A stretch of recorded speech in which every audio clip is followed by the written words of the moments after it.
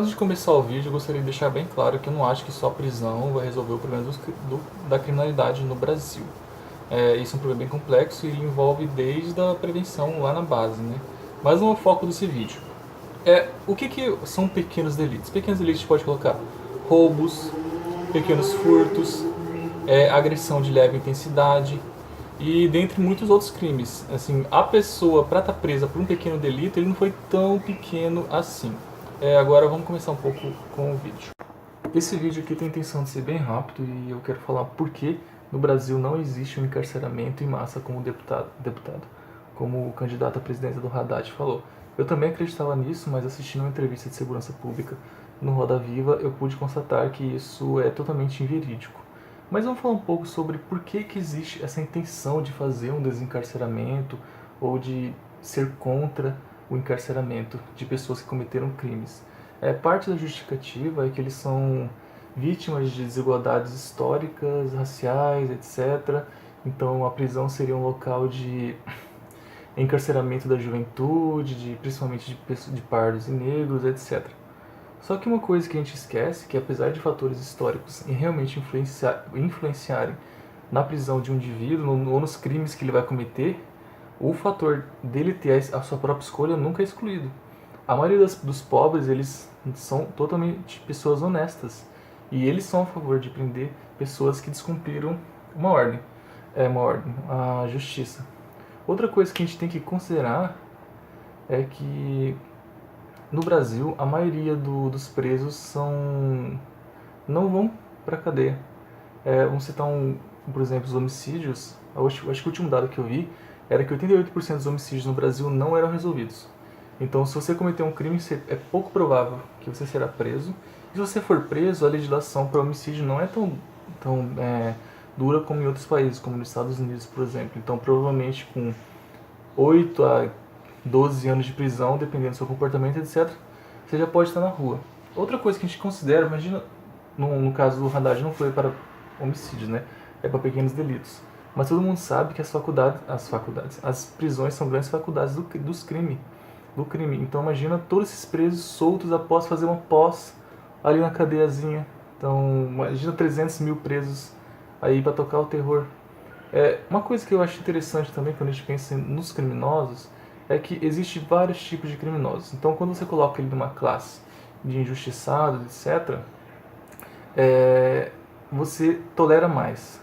Um exemplo que eu acho acho legal de falar é o exemplo dos pedófilos. Eles são criminosos odiados basicamente por todo mundo. Mas uma coisa interessante sobre os pedófilos é que boa parte deles sofreram abusos na infância. Mas ninguém é contra de deixar um pedófilo solto porque ele sofreu um abuso na infância. Uma coisa é a causa, outra é a prevenção. São coisas diferentes, a gente não pode confundir. Um pedófilo, ele tem que ficar preso justamente por quê? Porque se ele está solto, além dele fazer novas vítimas, ele perpetua o ciclo. Ou seja, eu não estou falando que todo pedófilo sofreu abuso, nem que toda pessoa que sofreu abuso vai virar pedófilo, mas que existe uma maior chance, uma correlação estatística.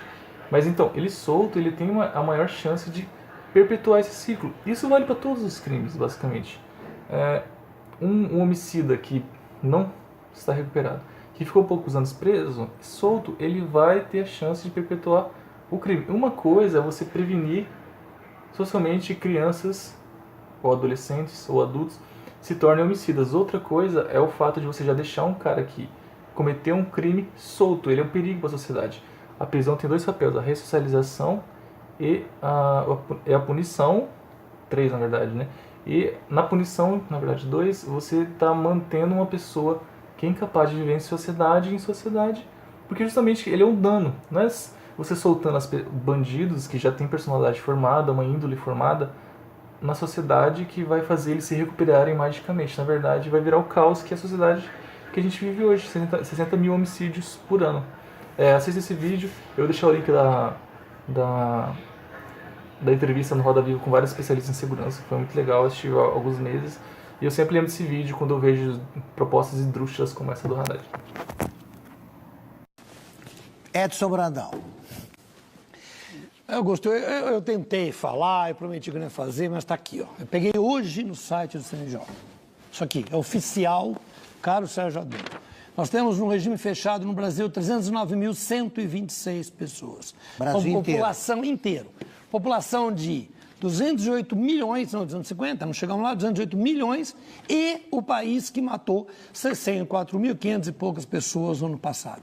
O país que mais mata no mundo tem isso aqui, na verdade, encarceramento em massa, onde? O Brasil, se contar esses cálculos que você fez de 700 mil presos, hoje é o número 25 por 100 mil. Você é obrigado a fazer percentual. É óbvio, senão o Brasil sempre vai prender mais que todo mundo, isso é um absurdo. O Brasil prende hoje, é o número 25, considerando 700 mil presos que não tem. Com isso aqui, e isso é preço de verdade, o Brasil hoje é o número 50 e pouco no mundo que menos prende. Não há encarceramento em massa, de forma alguma. Os hospitais estão extremamente superlotados, não tem uma ONG para reclamar disso. Eu não quero preso em má condição, eu nunca aceitei tortura, eu condenei policiais torturadores na minha carreira inteira. Tenho nojo de torturador, todo mundo sabe disso.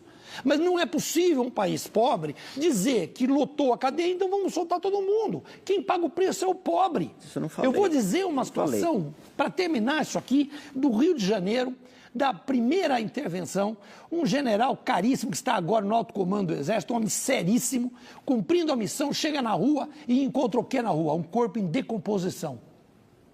General Carioca, um homem, um FE, Força Especial, um homem que foi observador da ONU, um homem que já viu de tudo na vida, de tudo na vida. Ele se choca com aquilo, aquele corpo em decomposição, e fala, não, rabecão, tira o corpo, vem o líder comunitário falar com ele. Senhor general, pelo amor de Deus, deixa aí. Como vou deixar aqui? Falou, não, esse rapaz, a filha não quis namorar o traficante. Então mataram-no. E se o corpo foi tirado, outro vem para o lugar dele e da família. Sófocles.